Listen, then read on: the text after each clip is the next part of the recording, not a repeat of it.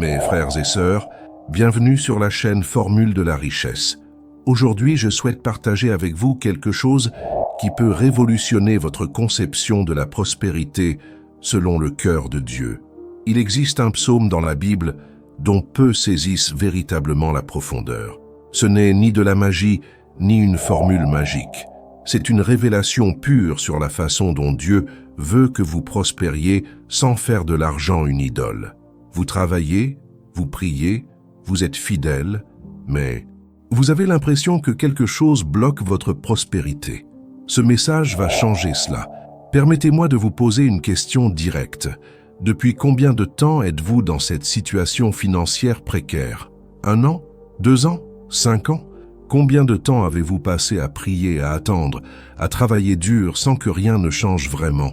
Vous vous réveillez chaque matin avec ce poids sur la poitrine. Vous ouvrez votre portefeuille et constatez que vous n'avez pas assez d'argent. Vous regardez vos factures et ressentez cette oppression. Et alors surgit cette question que personne n'aime admettre, mais qui résonne au plus profond de votre âme. « Seigneur, m'as-tu oublié? Je sais ce que vous traversez. Ce n'est pas seulement un manque d'argent. C'est la honte de ne pas pouvoir offrir à vos enfants ce qu'ils méritent. C'est la frustration de voir les opportunités vous échapper faute de moyens. C'est l'épuisement de travailler si dur pour si peu de résultats. C'est la pression familiale qui exige du changement. C'est ce sentiment constant de courir après le temps, de ne jamais progresser. Et le pire, c'est que vous voyez d'autres personnes prospérer. Des personnes qui ne prient pas comme vous. Des personnes qui n'ont pas votre caractère. Des personnes qui ne cherchent pas Dieu comme vous le cherchez. Et cela vous trouble, car au fond de vous, vous vous demandez « Où est mon erreur ?»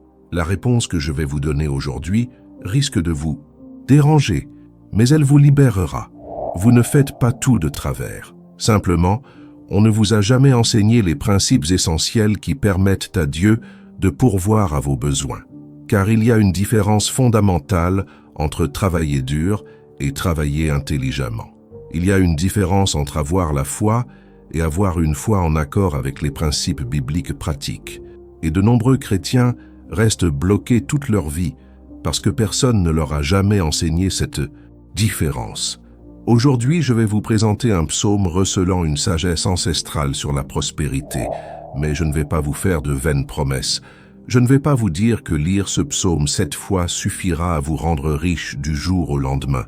Ce serait de l'illusion.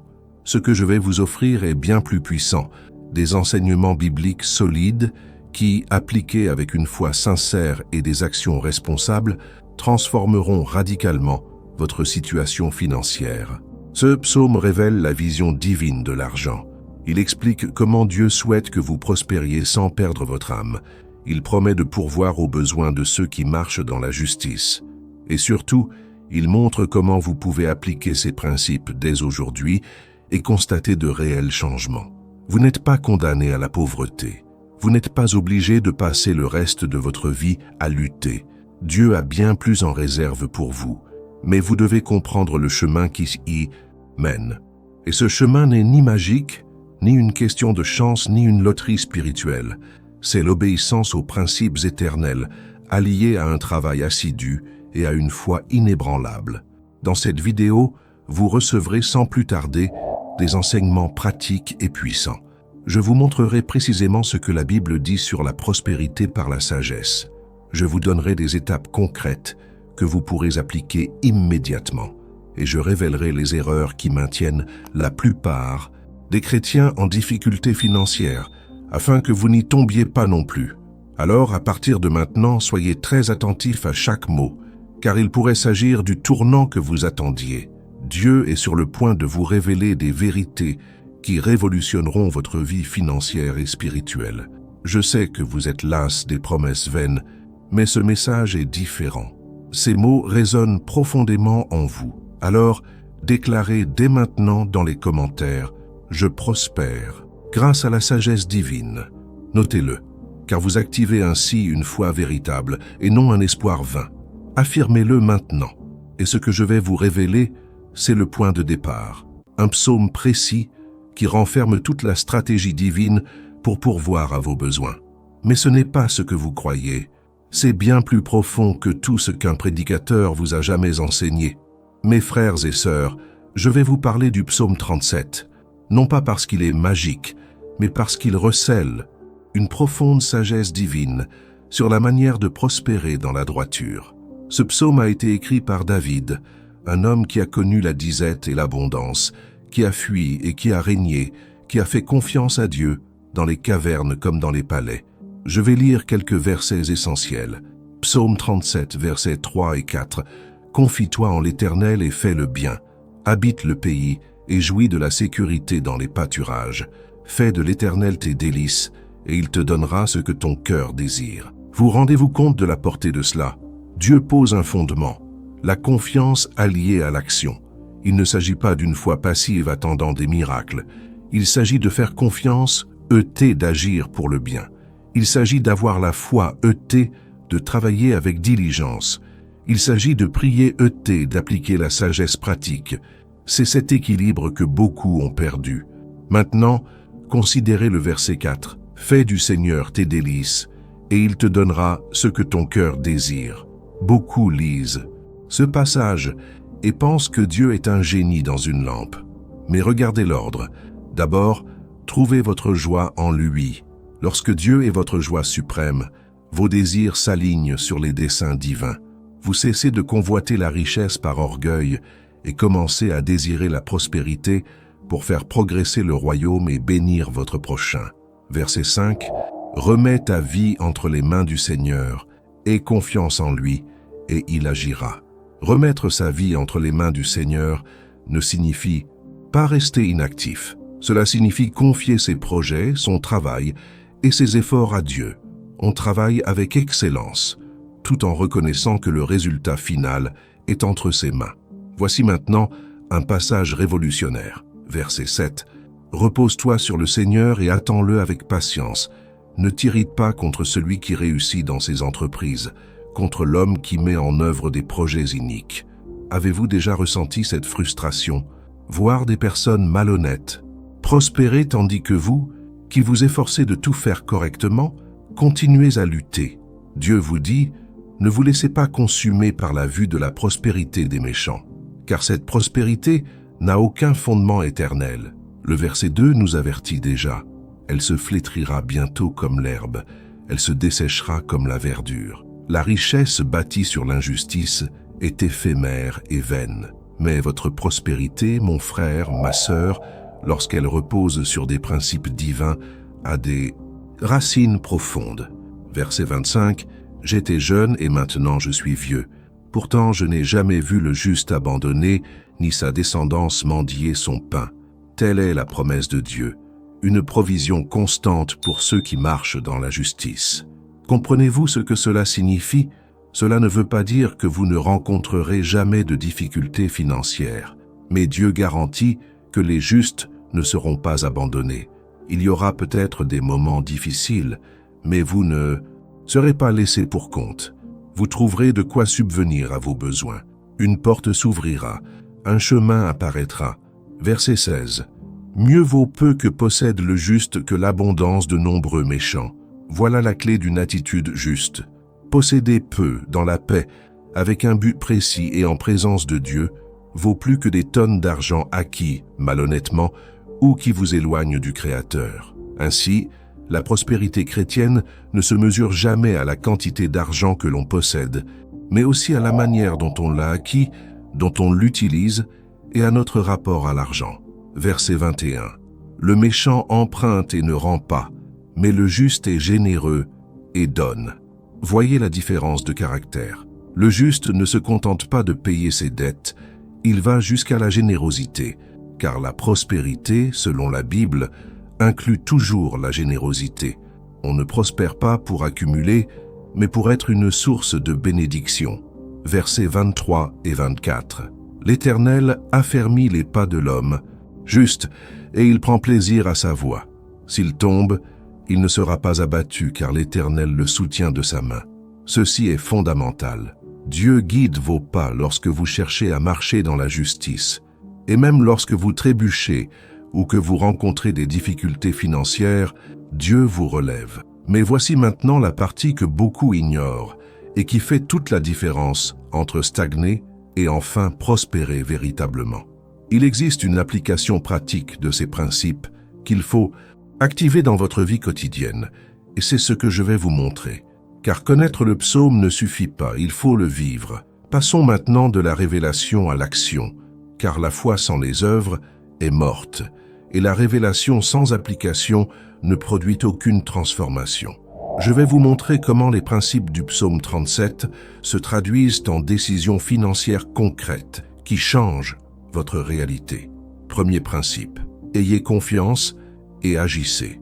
Le psaume dit « Confie-toi en l'Éternel et fais le bien ». Sur le plan financier, cela signifie prier pour être guidé, mais aussi travailler avec excellence. Dieu ne déposera pas miraculeusement de l'argent sur votre compte si vous négligez les occasions qu'il vous offre. Avoir confiance n'est pas de la passivité, c'est le courage d'agir en sachant que Dieu est avec vous.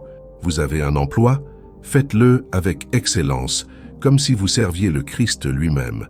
Colossiens chapitre 3, verset 23 dit « Tout ce que vous faites, faites-le de bon cœur, comme pour le Seigneur et non pour les hommes. » En travaillant ainsi, vous vous mettez en position d'obtenir des promotions, des opportunités et la grâce divine qui se manifestera par votre diligence. Vous avez une idée d'entreprise. N'attendez pas un signe miraculeux paralysant. Priez, planifiez, faites des recherches et agissez avec discernement. Dieu guide ceux qui avancent, non ceux qui restent immobiles. Deuxième principe, faites-vous plaisir d'abord, prospérez ensuite. Quand Dieu devient votre plus grande joie, vous cessez de courir après l'argent et vous vous mettez en quête de sens. C'est alors que la véritable prospérité s'épanouit, car vous ne cherchez plus à forcer les portes. Vous attendez avec confiance que Dieu vous ouvre les bonnes portes au bon moment. En résumé, commencez votre journée par la prière et la lecture de la parole avant de vous consacrer à vos finances. Avant d'ouvrir précipitamment votre application bancaire, ouvrez votre Bible et souvenez-vous de qui vous pourvoit. Avant de prendre des décisions financières importantes, recherchez la sagesse divine. Proverbes, chapitre 3, versets 5 et 6. Confie-toi en l'Éternel de tout ton cœur et ne t'appuie pas sur ta propre intelligence. Reconnais-le dans toutes tes voies et il aplanira tes sentiers. Lorsque vous reconnaissez la main de Dieu dans vos finances, il guide vos choix. Appel à l'action pour les ventes. À ce propos, je dois vous présenter une stratégie qui accélérera l'application de ces principes, car la théorie sans méthode pratique laisse beaucoup de personnes bloquées. J'ai donc conçu un guide complet intitulé « Transformez votre état d'esprit et multipliez rapidement vos finances ». Ce guide vous propose une méthode étape par étape pour restructurer votre rapport à l'argent selon la parole, vous libérer des schémas de pénurie profondément ancrés et activer un cercle vertueux d'abondance dans votre vie. Il ne s'agit pas d'un simple guide de développement personnel. C'est une application concrète des principes bibliques qui a déjà aidé des centaines de personnes à se libérer des difficultés financières et à mieux gérer les ressources que Dieu leur a confiées. Vous apprendrez à établir un budget selon les directives divines, à faire fructifier vos biens et à identifier et surmonter les blocages mentaux qui vous empêchent d'avancer. Mais je dois vous prévenir, plus vous attendez, plus il sera difficile de prendre cette décision. La procrastination est l'ennemi du changement. Pendant que vous la repoussez, les jours et les mois passent et vous restez au même point. Alors, n'attendez pas. Cliquez dès maintenant sur le premier commentaire épinglé sous cette vidéo et téléchargez-le immédiatement. Car la différence entre ceux qui transforment leur vie et ceux qui restent bloqués ne réside pas dans les connaissances acquises, mais dans la rapidité avec laquelle ils agissent. Agissez maintenant. Pour que revenir à ce dont nous parlions. Troisième principe, n'enviez pas les méchants. C'est un piège mortel. Vous voyez autour de vous des gens prospérer grâce à la corruption, au mensonge et à l'exploitation, et vous commencez à vous demander « Vaut-il la peine d'être honnête ?» Le psaume 37 vous avertit « Ne vous inquiétez pas pour eux, car leur prospérité n'a aucun fondement durable. » En résumé, ne sacrifiez pas votre intégrité pour un gain rapide. Ne mentez pas sur votre déclaration d'impôt. Ne volez pas votre employeur, n'exploitez pas les personnes vulnérables. Ne vous engagez pas dans des combines douteuses simplement parce que tout le monde le fait. Le livre des Proverbes, chapitre 10, verset 2 dit « Les trésors acquis par l'iniquité ne profitent à personne, mais la justice délivre de la mort. La prospérité bâtie sur l'injustice s'effondre, mais la prospérité fondée sur l'intégrité, même si elle croît plus lentement, repose sur des bases solides. Et Dieu honore. » Cela, c'est le quatrième principe. Soyez généreux tout au long du chemin. Le verset 21 révèle que les justes sont compatissants et généreux. La générosité n'est pas une conséquence de la prospérité, elle en est le chemin. Luc chapitre 6 verset 38. Donnez, et il vous sera donné. On versera dans votre sein une bonne mesure, tassée, secouée, et qui déborde, car on vous mesurera avec la mesure dont vous vous servez. En résumé, même en cas de difficultés financières, trouvez des moyens d'être généreux. Aidez ceux qui sont dans une situation plus précaire. Donnez de la nourriture. Mettez vos compétences au service d'autrui. Donnez avec joie à l'Église, car vous activez ainsi la loi de la semence et de la récolte. Galates, chapitre 6, verset 7. Ne vous y trompez pas, on ne se moque pas de Dieu. Ce qu'un homme aura semé, il le récoltera. Il existe une différence fondamentale entre la façon dont les justes et les méchants conçoivent l'argent. Cette différence détermine, non seulement la somme que vous accumulez, mais aussi l'héritage que vous laisserez. Le psaume 37 oppose ces deux mentalités en plusieurs versets, et comprendre cela transformera radicalement votre rapport aux finances. Le verset 16 dit « Mieux vaut peu que possède le juste que l'abondance de nombreux méchants ». Il ne s'agit pas d'idéaliser la pauvreté, mais de révéler qu'il existe quelque chose de plus précieux que la quantité d'argent, la qualité de vie. Les justes ont peut-être moins d'argent, mais ils ont la paix. Ils dorment paisiblement. Ils ont la conscience tranquille. Ils entretiennent des relations saines. Ils vivent en présence de Dieu. Les méchants peuvent posséder des demeures somptueuses, des voitures et des comptes en banque bien garnis, mais ils vivent dans la souffrance. Ils craignent de tout perdre. Ils ne font confiance à personne. Ils dorment en proie à l'angoisse. Leurs relations sont fondées sur l'intérêt personnel. Et finalement, comme le dit le livre des Proverbes, chapitre 11, verset 4, les richesses ne servent à rien au jour de la colère, mais la justice délivre de la mort. Préférez-vous la prospérité et la paix ou la richesse et le tourment? Car il est possible d'avoir les deux, l'argent et la paix. Mais cela n'est possible que si vous prospérez selon la volonté de Dieu, avec caractère, intégrité et un but juste. L'état d'esprit des méchants est le suivant. Je dois accumuler à tout prix. Ils mentent, trichent et exploitent, car l'argent est devenu une idole. L'état d'esprit des justes est le suivant.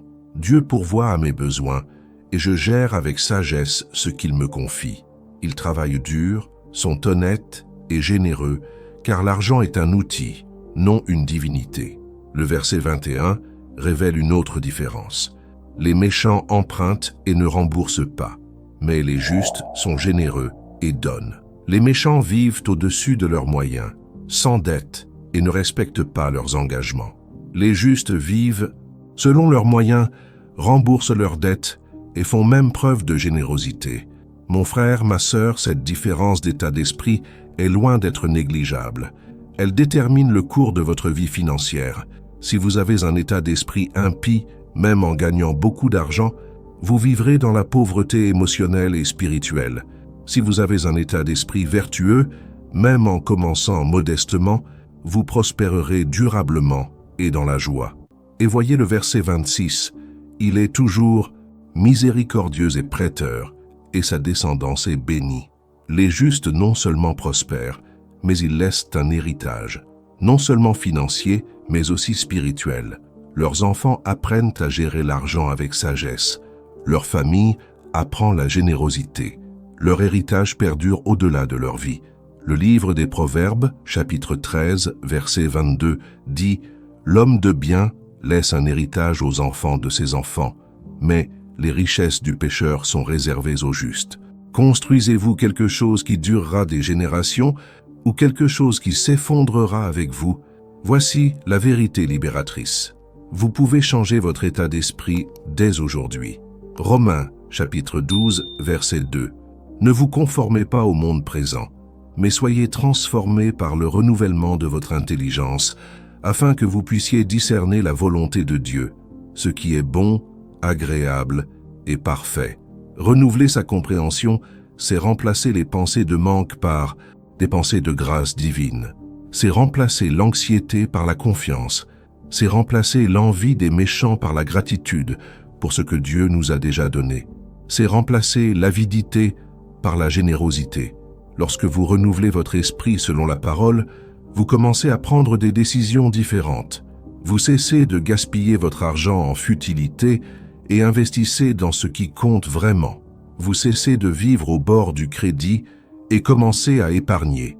Vous cessez de rivaliser avec vos voisins et vous vous concentrez sur votre vocation. Votre esprit est en train d'être renouvelé. Dieu transforme votre conception de la prospérité. Alors, déclarez en commentaire « J'ai la pensée du Christ ». Notez-le, car vous activez ainsi cette vérité biblique dans votre vie. Philippiens chapitre 2 verset 5 dit « Ayez en vous les mêmes sentiments qui étaient en Jésus-Christ ». Déclarez-le maintenant. Et ce renouveau mental n'est pas qu'une simple théorie. Il a des applications, pratiques immédiates qu'il vous faut comprendre pour constater des changements concrets dans votre vie financière. L'un des versets les plus mal compris du psaume 37 est le verset 7. « Repose-toi sur le Seigneur et attends-le avec patience ». Beaucoup de chrétiens l'interprètent comme « ne rien faire, prier et attendre un miracle ». Mais ce n'est pas ce que la Bible enseigne. Se reposer sur Dieu ne signifie pas l'inaction. Cela signifie lui faire confiance tout en agissant avec sagesse. Il existe un équilibre subtil à trouver. Travailler comme si tout dépendait de vous, mais avoir confiance comme si tout dépendait de Dieu. L'un ne va pas sans l'autre. Travailler sans avoir confiance engendre l'anxiété et l'épuisement. Avoir confiance sans agir, c'est mettre Dieu à l'épreuve et se montrer irresponsable. Je vais vous donner des exemples concrets de cet équilibre. Êtes-vous sans emploi? Reposez-vous en Dieu. Ayez confiance qu'il a un plan, mais mettez aussi à jour votre CV. Recherchez des opportunités. Développez vos compétences et élargissez votre réseau. Dieu ouvre des portes, mais il faut frapper aux bonnes. Êtes-vous endetté? Ayez confiance en Dieu, croyez qu'il vous aidera, mais établissez aussi un budget, réduisez les dépenses superflues, négociez avec vos créanciers et cherchez des moyens d'augmenter vos revenus. Dieu accomplit des miracles, mais il vous a aussi donné l'intelligence nécessaire pour prendre des décisions sages. Vous souhaitez améliorer votre situation financière? Ayez confiance en Dieu, car il pourvoit à vos besoins. Investissez également dans votre formation financière, renseignez-vous sur les placements, recherchez un mentor et visez l'excellence. Dieu bénit l'effort intelligent, non la paresse déguisée en foi. Le livre des Proverbes regorge d'enseignements sur la diligence. Chapitre 10, verset 4, « Celui qui travaille sans énergie s'appauvrit, mais celui qui travaille avec diligence s'enrichit. » Chapitre 13, verset 4, « L'âme du paresseux désire et n'obtient rien, mais l'âme du diligent est comblée. » Se reposer en Dieu ne signifie donc pas rester inactif. Cela signifie faire sa part avec excellence et avoir confiance que Dieu fera la sienne. Cela signifie semer avec diligence et avoir confiance que Dieu assurera la croissance. Cela signifie travailler avec sagesse et avoir confiance que Dieu multipliera les fruits de son travail. Prenons l'exemple des fourmis dans les Proverbes, chapitre 6, versets 6 à 8. « Va vers la fourmi paresseuse, considère ses voies et devient sage. Elle n'a ni chef, ni surveillant, ni maître. Pourtant elle amasse des provisions pendant l'été et rassemble sa nourriture à la moisson. Les fourmis n'attendent pas d'ordre. Elles agissent avec sagesse préventive. Elles travaillent quand tout est abondant afin de constituer des réserves pour les périodes de disette. Est-ce que vous faites cela? Épargnez-vous une partie de vos revenus chaque mois, même une petite somme. Vous deux, préparez-vous aux imprévus. Ou dépensez-vous tout et priez-vous Dieu pour un miracle en cas d'urgence. Dieu n'est pas contre le fait d'avoir des économies. Ce qui est contre le fait de placer sa confiance en ses économies plutôt qu'en lui, c'est que la différence est fondamentale. On peut avoir de l'argent de côté tout en ayant confiance en Dieu pour subvenir à ses besoins. Mais si l'argent de ses économies devient sa seule et unique sécurité, alors l'argent est devenu une idole. Jésus en a parlé dans Matthieu chapitre 6, versets 19 à 21. « Ne vous amassez pas des trésors sur la terre, où les mites et la rouille détruisent, et où les voleurs percent les murs et dérobent. Mais amassez-vous des trésors dans le ciel, où ni les mites ni la rouille ne détruisent, et où les voleurs ne percent ni ne dérobent. Car là où est ton trésor, là aussi sera ton cœur. » Vous avez peut-être de l'argent à la banque, mais si votre cœur se préoccupe davantage du solde de votre compte que du royaume, de Dieu vous vous aventurez en terrain dangereux. Se reposer en Dieu signifie « Je gérerai mon argent avec responsabilité et sagesse, mais ma paix ne dépend pas de mon solde bancaire. Ma paix dépend de la présence de Dieu. » Le verset 7 poursuit « Ne vous irritez pas contre celui qui réussit dans ses entreprises. » Se reposer en Dieu signifie aussi ne pas comparer sa situation à celle des autres. Chacun suit son propre chemin. Dieu n'est pas tenu de vous faire prospérer exactement comme il l'a fait pour votre voisin, votre collègue ou un membre de votre famille. Il a un plan précis pour vous.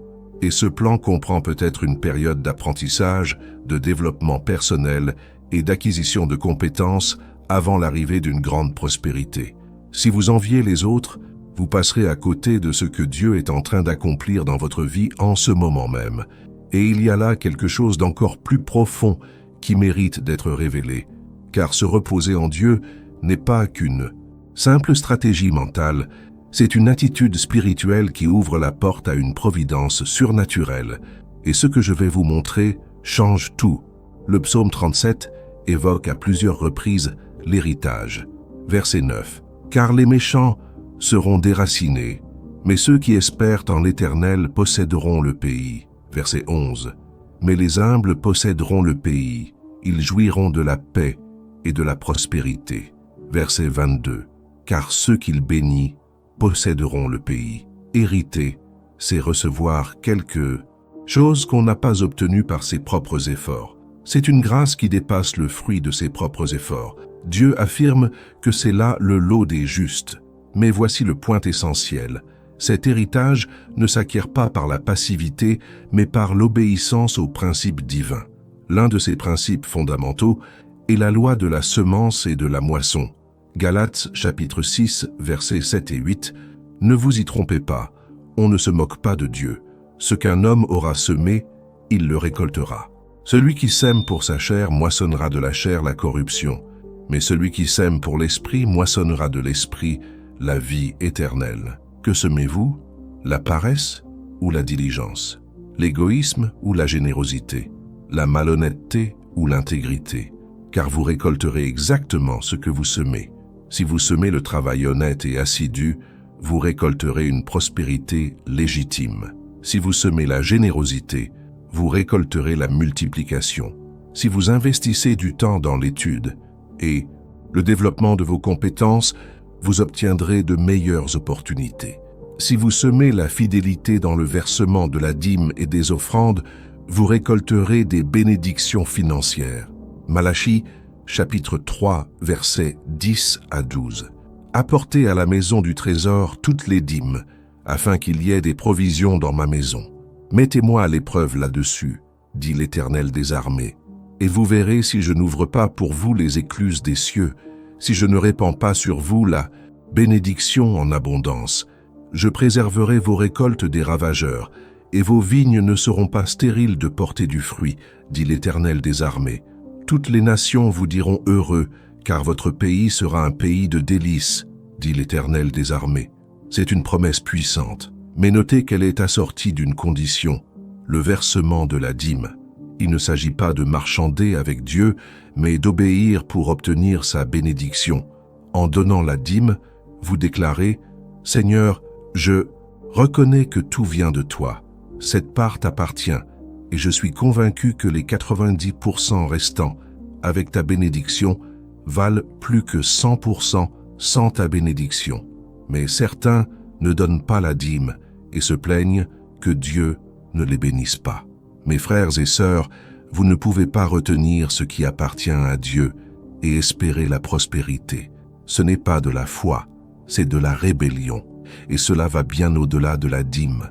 Le verset 26 du psaume 37 dit « Il est toujours miséricordieux et prêteur. Les justes ne se contentent pas de donner la dîme. Ils sont généreux en tout. Ils aident les nécessiteux. Ils prêtent sans rien attendre en retour. Ils sèment abondamment. » 2 Corinthiens, chapitre 9, verset 6. Souvenez-vous-en, celui qui sème peu moissonnera peu, et celui qui sème abondamment moissonnera abondamment. Si vous voulez récolter beaucoup, il faut semer beaucoup. Pas forcément beaucoup d'argent, car vous n'en avez peut-être pas, mais semez ce que vous avez, du temps, des compétences, de l'attention, de la prière, des encouragements. Et quand vous semez, ne le faites pas à contre-cœur. Verset 7 du même chapitre, que chacun donne comme il l'a résolu dans son cœur, sans tristesse ni contrainte. Car Dieu aime celui qui donne avec joie. Dieu regarde l'intention du cœur, et non seulement la valeur de l'offrande. Voici une vérité essentielle. Vivre selon ces principes vous met en position de recevoir l'héritage que Dieu vous a préparé. Cet héritage comprend des grâces surnaturelles, des opportunités inattendues, la faveur des personnes influentes, des idées novatrices génératrices de revenus et une protection contre les pertes dévastatrices. Verset 25. « J'étais jeune, et maintenant je suis vieux. Pourtant je n'ai jamais vu le juste abandonné, ni sa descendance mendier son pain. » David témoigne ainsi de la fidélité de Dieu tout au long de sa vie. Il a vu des générations entières prospérer grâce à la droiture de leurs parents. Souhaitez-vous cela pour votre famille? Alors semez dès maintenant les bonnes valeurs. Vos enfants observent votre gestion financière et apprennent de votre exemple. Si vous vivez dans l'anxiété, les plaintes et l'envie, c'est ce qu'ils apprendront. Mais si vous vivez dans la confiance en Dieu, la générosité, le travail et l'intégrité, vous semez un héritage spirituel et financier pour les générations futures. Ce message vous éclaire sur la manière de gérer vos finances selon la volonté de Dieu. Vous recevez des enseignements précieux, inédits pour beaucoup. Alors n'hésitez pas à liker cette vidéo. Cela montre à YouTube que ce message mérite d'atteindre davantage de personnes confrontées aux mêmes difficultés que vous. Abonnez-vous également à la chaîne pour continuer à recevoir des révélations bibliques profondes sur la prospérité, la foi et le sens de la vie. Ne manquez pas les prochains contenus. Et outre les semailles, il y a un autre principe fondamental que vous devez appliquer, l'importance de faire de Dieu votre priorité absolue dans toutes vos décisions financières. Voici une vérité qui pourrait déranger, mais qui est absolument essentielle. Si vos finances ne sont pas aussi florissantes qu'elles le devraient, le problème n'est peut-être pas un manque d'argent, mais un manque de priorité, car lorsque Dieu n'est pas au premier plan, tout le reste se désaligne. Matthieu chapitre 6, verset 33. « Cherchez d'abord le royaume de Dieu et sa justice, et tout cela vous sera donné par-dessus. » Remarquez l'ordre. D'abord le royaume, ensuite le reste. Il ne s'agit pas de rechercher la prospérité puis Dieu, mais de rechercher Dieu, et la prospérité en découle. Que signifie chercher d'abord le royaume dans ses finances?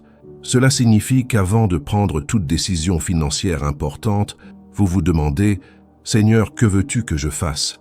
Cela signifie que l'argent ne doit pas être le seul critère de vos choix.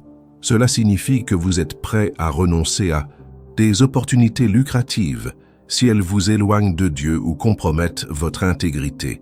Je vais vous donner des exemples concrets. Une opportunité d'emploi très bien rémunérée se présente, mais vous oblige à travailler le dimanche et vous empêche d'aller à l'église. Que faites-vous? Si Dieu est votre priorité, vous refusez, car aucun salaire ne vaut plus que votre communion avec Dieu et avec le corps du Christ. Une opportunité se présente qui pourrait vous enrichir rapidement, mais elle implique des pratiques moralement douteuses. Que faire? Si Dieu est votre priorité, vous y renoncez, car la richesse sans l'approbation divine est une malédiction déguisée. Vous avez une somme d'argent et vous devez choisir entre donner la dîme ou tout épargner pour une éventuelle urgence. Que faites-vous? Si Dieu est votre priorité, vous donnez la dîme, car vous avez confiance qu'il pourvoira aux besoins d'urgence le cas échéant, mais vous ne volerez pas le Seigneur. Proverbes, chapitre 3, versets 9 et 10. Honore l'Éternel avec tes biens et avec les prémices de tout ton revenu. Alors tes greniers seront remplis à ras-bord et tes cuves regorgeront de vin nouveau. Les prémices désignent la première part et non les restes. On donne à Dieu en premier et non en dernier. Et voyez ce qui se passe. Vos granges se remplissent. Ce n'est pas de la magie, c'est un principe spirituel. Lorsque vous honorez Dieu avec vos finances, il multiplie ce qui reste. Il fait en sorte que 90% rapporte plus que 100% ne rapporterait sans sa bénédiction. Mais certains chrétiens inversent l'ordre. Ils dépensent d'abord, épargnent ensuite, et s'il reste quelque chose, ils le donnent à Dieu. Puis ils se plaignent de ne pas prospérer. Mes frères et sœurs, Dieu n'est pas le dernier de votre vie. Il exige la première place, et cela inclut vos finances. Au fait, si vous n'avez pas encore téléchargé le guide, transformez votre état d'esprit et multipliez rapidement vos finances, dont je vous ai parlé, ne tardez pas. Ce guide a été conçu précisément pour vous aider à appliquer ces principes de manière organisée et stratégique. Cliquez sur le premier commentaire épinglé et obtenez votre accès dès maintenant. Pour revenir à ce dont nous parlions, donner la priorité à Dieu, c'est aussi le consulter avant de prendre des décisions financières. Jacques, chapitre 1, verset 5. Si quelqu'un d'entre vous manque de sagesse, qu'il la demande à Dieu, qui donne généreusement à tous sans reproche, et elle lui sera donnée. Vous vous apprêtez à investir? Priez pour obtenir la sagesse? Vous souhaitez changer de travail? Sollicitez la guidance divine. Vous envisagez un achat important? Demandez à Dieu son approbation, car il voit ce que vous ne voyez pas. Il connaît l'avenir. Il sait ce qui est le mieux pour vous. Et lorsque vous mettez Dieu au premier plan, un miracle se produit. Vous commencez à trouver la paix, même au milieu des difficultés financières, car votre sécurité ne réside pas dans l'argent, mais en lui. Philippiens, chapitre 4, verset 19. Et mon Dieu pourvoira à tous vos besoins selon sa richesse, avec gloire en Jésus-Christ. Voici une promesse pour ceux qui ont confiance en Dieu. Il pourvoira à tous vos besoins, pas forcément à tous vos désirs, mais à tous vos besoins. Et cela suffit amplement, car lorsque vos besoins sont comblés et que vous êtes en paix avec Dieu, vous êtes plus riche que le milliardaire angoissé qui vit dans le tourment. Voici le défi. Revoyez vos priorités aujourd'hui. Analysez votre budget. Examinez vos dépenses. Analysez votre façon de prendre des décisions financières. Dieu est-il vraiment votre priorité? Ou est-il relégué au second plan, ne recevant que les miettes de votre vie et de votre argent? Et maintenant, je vais vous révéler quelque chose dont peu de prédicateurs parlent, mais qui est absolument crucial. Le lien entre le contentement et la prospérité. Car il y a là un secret bien gardé qui transforme tout. Voici l'un des paradoxes les plus profonds du royaume de Dieu. C'est en apprenant à se contenter de ce que l'on a que l'on prospère le plus. Cela semble contradictoire, mais c'est une vérité puissante. Première épître à Timothée, chapitre 6, versets 6 à 10. Or, la piété avec le contentement est une grande source de gain, car nous n'avons rien apporté dans le monde, et nous n'en pouvons rien emporter. Si donc nous avons la nourriture et le vêtement, cela nous suffira. Ceux qui veulent s'enrichir tombent dans la tentation, dans le piège, et dans beaucoup de désirs insensés et pernicieux qui plongent les hommes dans la ruine et la perdition. Car l'amour de l'argent est la racine de tous les maux. Quelques-uns, avides d'argent, se sont égarés loin de la foi et se sont infligés bien des tourments. Voyez la sagesse qui se dégage de cette situation. Le contentement ne signifie pas la complaisance. Il ne signifie pas qu'il faille renoncer à améliorer sa situation. Il signifie que tout en œuvrant pour la prospérité, on n'est ni anxieux, ni désespéré, ni prêt à tout pour l'argent. Le contentement, c'est être en paix avec le présent tout en cheminant vers l'avenir. C'est être reconnaissant pour ce que l'on possède tout en œuvrant à en obtenir davantage. C'est reconnaître que Dieu nous a déjà beaucoup donné, même si nous n'avons pas encore tout ce que nous désirons. Hébreux, chapitre 13, verset 5, que votre conduite soit exempte d'avarice. Contentez-vous de ce que vous avez, car Dieu lui-même a dit « Je ne te délaisserai point, je ne t'abandonnerai point ». L'absence d'avidité engendre le contentement. Le contentement engendre la paix, et la paix intérieure permet de prendre de meilleures décisions. Les personnes désespérées par le besoin d'argent prennent de mauvaises décisions. Elles s'endettent au point de ne pouvoir rembourser. Elles acceptent des emplois qui nuisent gravement à leur santé. Elles sacrifient leur famille pour leur carrière. Elles compromettent leur intégrité par appât du gain. Et au final, même lorsqu'elles ont de l'argent, elles n'ont pas la sérénité nécessaire pour en profiter. Mais quand on est satisfait, on agit avec sagesse. On ne vend pas son âme pour un salaire plus élevé. On ne contracte pas de prêts impulsifs. On ne se compare à personne. On se concentre sur sa vocation, on travaille avec excellence, on a confiance en Dieu et on laisse la prospérité venir en son temps. Et voyez ce que Paul dit dans l'Épître aux Philippiens, chapitre 4, versets 11 à 13. « Ce n'est pas par besoin que je parle ainsi, car j'ai appris à être content dans toutes les situations. Je sais vivre dans le besoin, et je sais vivre dans l'abondance. J'ai appris le secret d'être content en toutes circonstances, que je sois rassasié ou affamé, que je vive dans l'abondance ou dans le dénuement. Je peux tout faire grâce à celui qui me fortifie. » Paul a appris à se contenter de ce qu'il avait, quelle que soit sa situation. Dans l'abondance, il ne s'enorgueillissait pas. Dans le manque, il ne désespérait pas, car sa source n'était pas les circonstances, mais le Christ. Et c'est ce que Dieu veut développer en vous. Car si vous ne trouvez la paix que dans l'abondance, alors l'argent est devenu votre idole.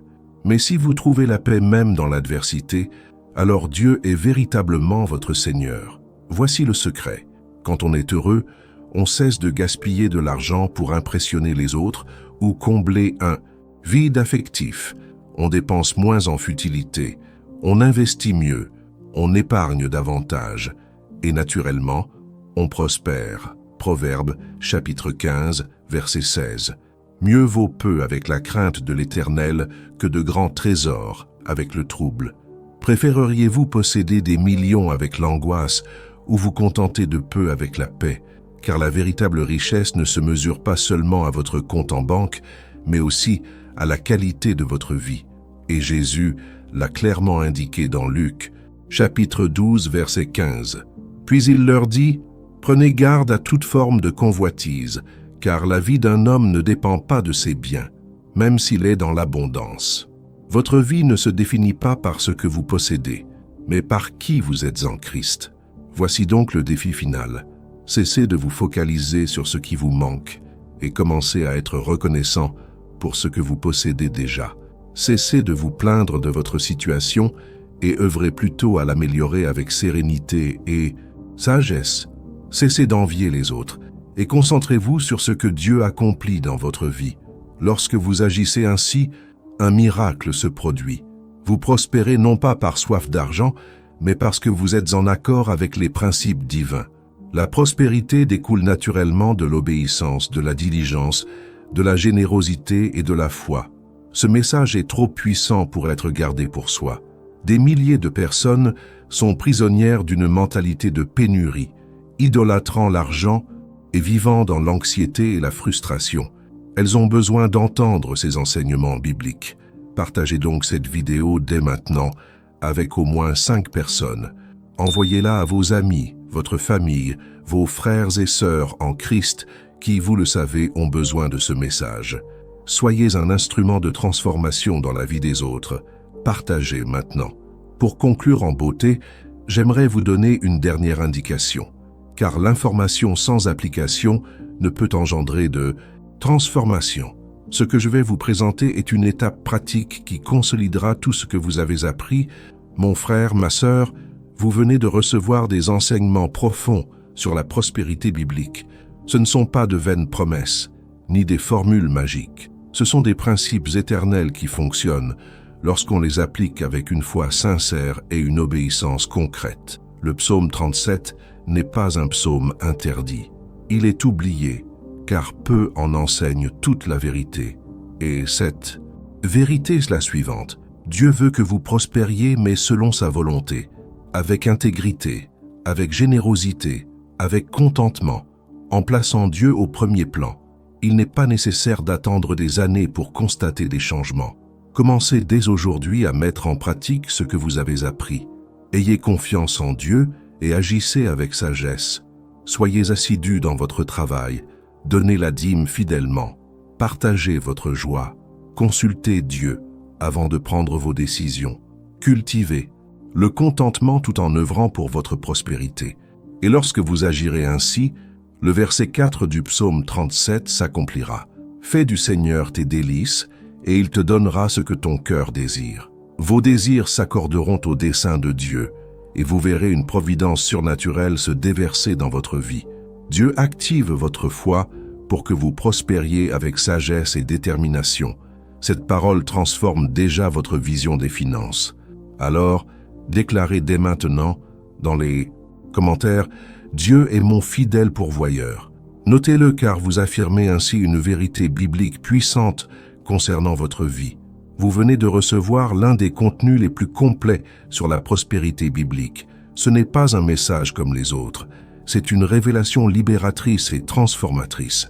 Alors n'hésitez pas à liker pour témoigner de la puissance de cette vérité et abonnez-vous à la chaîne pour continuer à recevoir des enseignements profonds qui fortifieront votre foi et changeront votre vie. Et ce qui suit pourrait avoir un impact encore plus important sur votre vie spirituelle et financière. Dans la prochaine vidéo, vous découvrirez une vérité biblique méconnue, mais capable de débloquer des aspects de votre vie restés figés pendant des années. Ne partez pas sans l'avoir visionné. Cliquez dès maintenant sur la vidéo qui apparaît à l'écran et préparez votre cœur à recevoir une nouvelle révélation puissante.